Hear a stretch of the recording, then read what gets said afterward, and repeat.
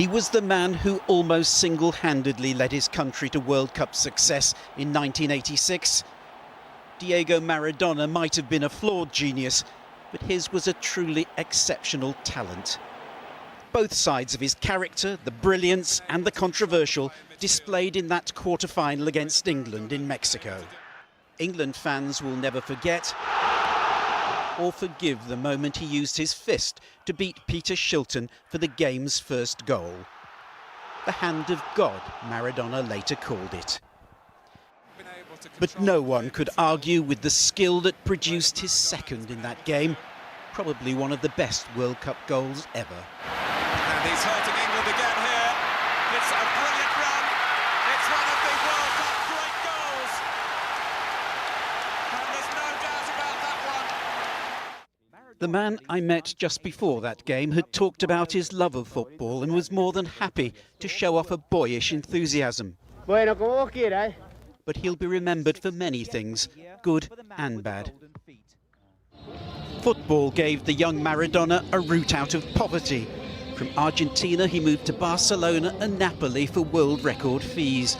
It was in Naples he's believed to have turned to drugs.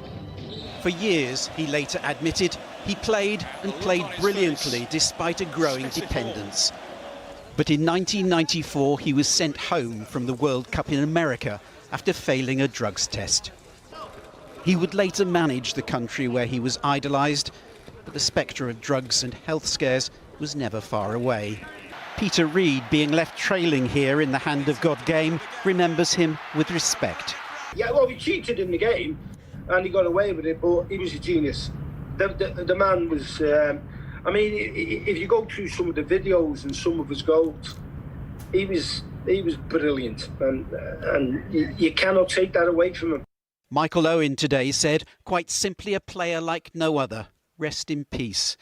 Gary Lineker said, by some distance the best player of my generation and arguably the greatest of all time.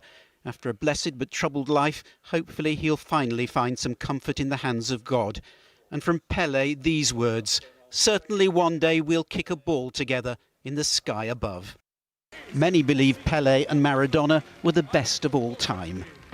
Maradona's last role in football was managing Gimnasia back in Argentina. He was taken ill after watching them play. After surgery for a bleed on the brain, he was thought to be recovering before cardiac arrest ended a remarkable life.